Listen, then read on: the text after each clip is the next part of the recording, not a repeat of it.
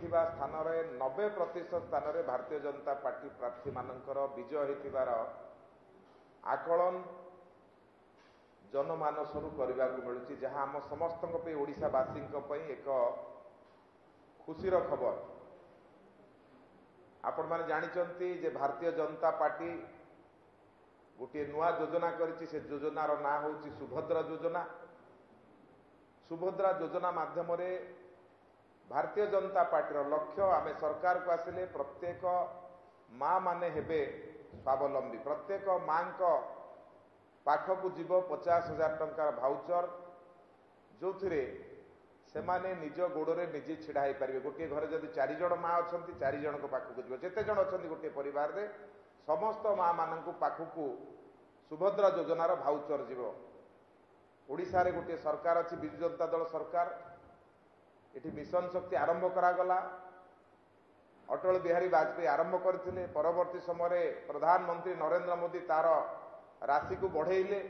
हेले भी ओडिशा रे थिबा विजु जनता दल सरकार ओडिशा रे माँ माननकु सशक्त करिबारे विफल हैला।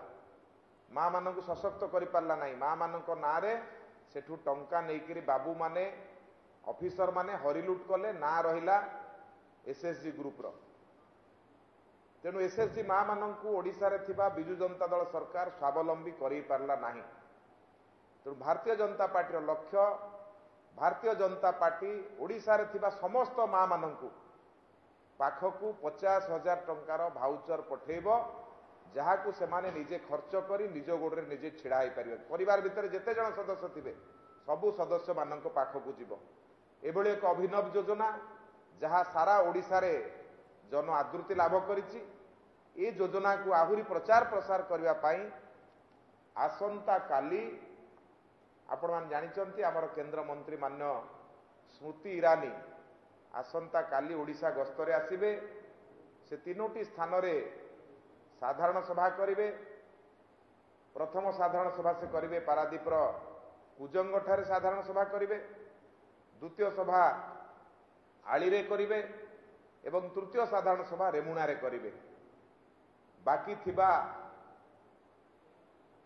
लोकसभा निर्वाचन मंडली जो अच्छी प्रत्येक निर्वाचन मंडली रे गोटे गोटे स्थान रे काली से सभा करी जो सुभद्रा योजना ए विषय माँ मान को अवगत करेबे। आप जानिचंती स्मृति ईरानी ओडिशार कोण अनुकोण रे लोक मानक सहित परिचय अच्छी।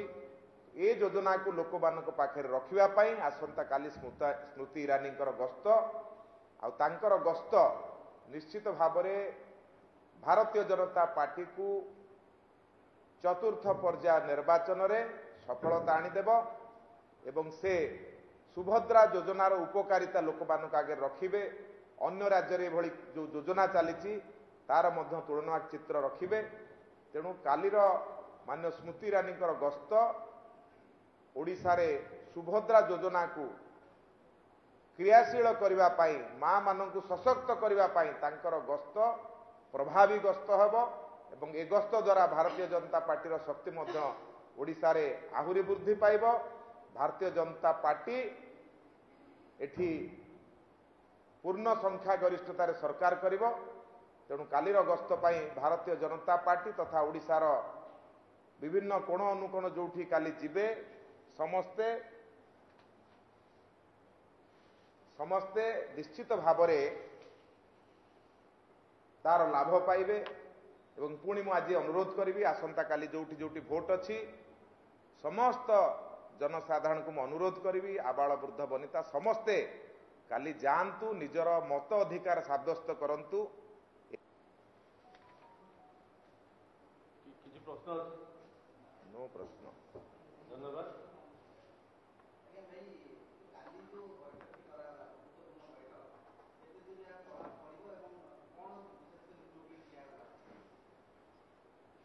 देखु गत कालीर जो बैठक थिला ये बैठक रु स्पष्ट अनुभव होउथला जे भारतीय जनता पार्टी ओडिशा रे किभली भाव में बढ़ुछि।